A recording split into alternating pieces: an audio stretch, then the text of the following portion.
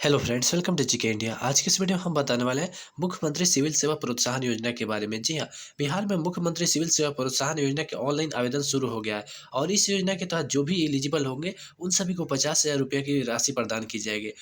अब ज़्यादातर लोगों के मन में यह सवाल उठ रहा होगा कि मुख्यमंत्री सिविल सेवा प्रोत्साहन योजना क्या है। बेसिकली 67वीं बीपीएससी में जो लोग यहाँ पे पीटी पास कर गए हैं उसमें जनरल और पिछड़ा वर्ग के महिला अभ्यर्थियों को 50,000 रुपया और अनुसूचित जाति अनुसूचित जनजाति के जो भी महिला पुरुष दोनों अभ्यर्थी हैं उन सभी को यहाँ पे 50,000 रुपये की राशि प्रदान की जाएगी। लेकिन सबसे महत्वपूर्ण शर्त है कि यहाँ पर 67वीं बीपीएससी में जो लोग पीटी पास किया गया उसका यहाँ पे आवेदन प्रारंभ हो गया है। अब इसमें अन्य क्या-क्या योग्यता रखा गया है, अन्य क्या-क्या टर्म एंड कंडीशन रखा गया है, उसके बारे में बताऊँगा। लेकिन उससे पहले अगर चैनल पर नया है तो प्लीज़ चैनल को सब्सक्राइब कीजिए, बेल आइकन कर दीजिए ताकि आपको हमारे सारे वीडियो की नोटिफिकेशन सबसे पहले मिले। तो चलिए शुरू करते हैं। तो फाइनली मैंने जैसे कि बताया कि 67वीं बीपीएससी में जो लोग उत्तीर्ण हैं वही सिविल सेवा प्रोत्साहन योजना का लाभ ले सकते हैं। लेकिन इसमें भी टर्म एंड कंडीशन है, जैसा कि यहाँ पे अनुसूचित जाति, अनुसूचित जनजाति के महिला पुरुष दोनों अभ्यर्थियों को मिलेगा। लेकिन जनरल कैटेगरी और यहाँ पे पिछड़ा वर्ग से तो यहाँ पे सिर्फ महिला अभ्यर्थियों को मिलेगा। तो हम पहले यहाँ पे अनुसूचित जाति, अनुसूचित जनजाति के जो भी अभ्यर्थी हैं, उनके बारे में बता देते हैं। फिर यहाँ पे जनरल कैटेगरी और पिछड़ा वर्ग से जो अभ्यर्थी आते हैं, उनके बारे में हम बताएँगे। तो यहाँ पे देखिए, अनुसूचित जाति, अनुसूचित जनजाति के जो भी अभ्यर्थी हैं, उनको लाभ यहाँ पे अनुसूचित जाति, अनुसूचित जनजाति कल्याण विभाग द्वारा मिलेगा और जनरल कैटेगरी पिछड़ा वर्ग के अभ्यर्थियों को यहाँ पे महिला एवं बाल विकास द्वारा मिलेगा। तो यहाँ पे देख सकते हैं बीपीएससी 67वीं द्वारा पीटी परीक्षा में उत्तीर्ण बिहार राज्य के अस्थायी निवासी के अभ्यर्थियों के लिए यहाँ पे आवेदन कर सकते हैं, ठीक है।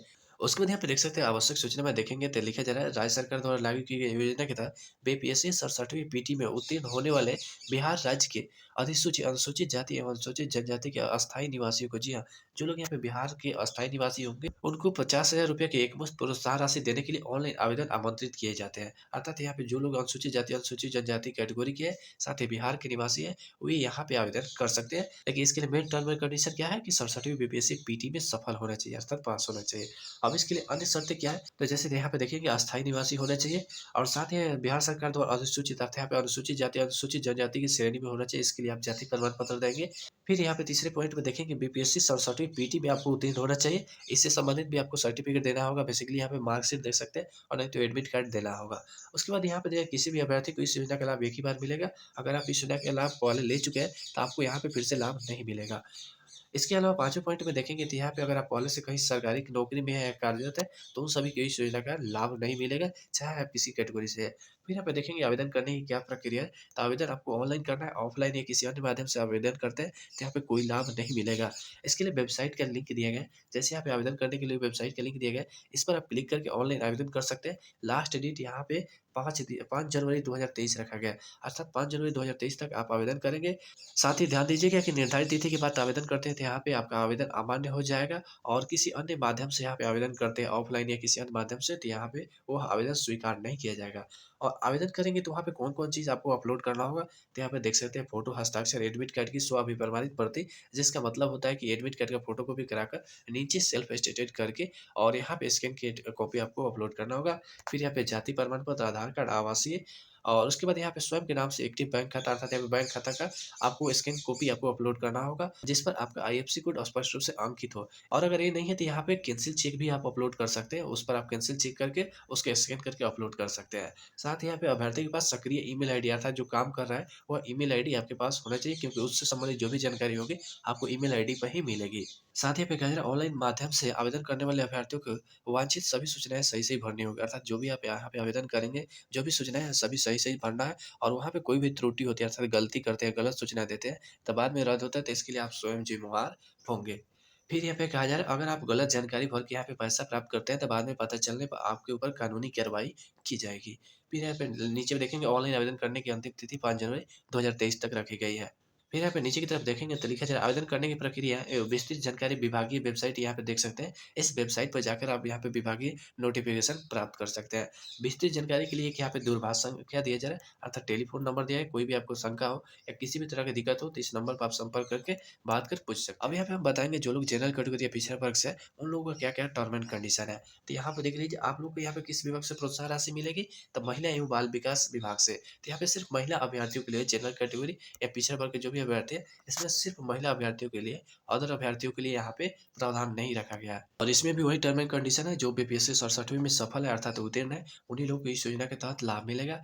फिर यहाँ पे आवश्यक सूचना में देखेंगे तो यहाँ पे वहीं लिखा जा रहा है सिविल सेवा प्रोत्साहन राशि योजना के तहत महिला एवं बाल विकास निगम द्वारा बीपीएससी के 67वीं बीपीएससी पीटी में उत्तीर्ण राज्य के सामान्य एवं पिछड़ा वर्ग के अस्थायी निवासी महिला अभ्यर्थियों को एक मुश्त अर्थात यहाँ पे बिहार के जो अस्थायी निवासी होंगे और महिला अभ्यर्थी है उनको एक मुश्त 50,000 रुपये की प्रोत्साहन राशि प्रदान करने हेतु ऑनलाइन आवेदन आमंत्रित किया जाता है। अर्थात यहाँ पे 67वीं बीपीएससी पीटी में जो भी महिला जनरल कैटेगरी या पिछड़ा वर्ग से आते हैं उन्हीं सभी को यहाँ पे आवेदन करने के लिए फिर यहाँ पे देखेंगे शर्तें रखा गया। जैसे कि यहाँ पे फर्स्ट शर्त है कि बिहार का अस्थायी निवासी होना चाहिए और यहाँ पे अनुसूचित जाति अनुसूचित जनजाति या अन्य पिछड़ा वर्ग की श्रेणी से नहीं आना चाहिए। फिर यहाँ पे बीपीएससी 67वीं के पीटी एग्जाम में आपको सफल होना चाहिए। इससे संबंधित आपको मार्कशीट या एडमिट कार्ड अपलोड करना होगा। नेक्स्ट पॉइंट में देखेंगे तो यहाँ पे कहा जा रहा है सिविल सेवा प्रोत्साहन राशि योजना का लाभ एक ही बार किसी भी अभ्यर्थी को मिलेगा और अगर यहाँ पे पहले से किसी जॉब में है किसी जगह नियोजित है अर्थात नियुक्त हुए हैं तो ऐसी स्थिति में आपको इस योजना का लाभ नहीं मिलेगा। फिर यहाँ पे देखेंगे आवेदन की प्रक्रिया क्या है तो यहाँ पे देख सकते हैं महिला एवं बाल विकास द्वारा यहाँ पे जो वेबसाइट तैयार किया गया इसका लिंक यहाँ पे दिया गया। इस पर आप रजिस्ट्रेशन करके लॉगिन करके यहाँ पे आवेदन कर सकते हैं। लेकिन आवेदन करने की लास्ट डेट यहाँ पे देख सकते हैं 25 दिसंबर 2022 तक ये रखी गई है। साथ ही यहाँ पे कहा जा रहा है कि निर्धारित तिथि के बाद अगर आप आवेदन करेंगे तो यहाँ पे आपका आवेदन निरस्त कर दिया जाएगा।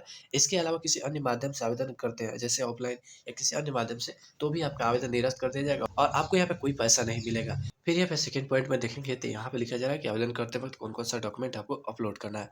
जैसे यहाँ पे देखेंगे फोटो हस्ताक्षर एडमिट कार्ड की स्वाभाविक प्रमाणित अर्थात यहाँ पे सेल्फ अटेस्टेड कॉपी अपलोड करना होगा। जिसका मतलब है कि एडमिट कार्ड को फोटोकॉपी करा लेना है और उसको नीचे सेल्फ अटेस्टेड करके सिग्नेचर कर देना, डेट चढ़ा देना और उसको स्कैन करके आपको अपलोड करना है।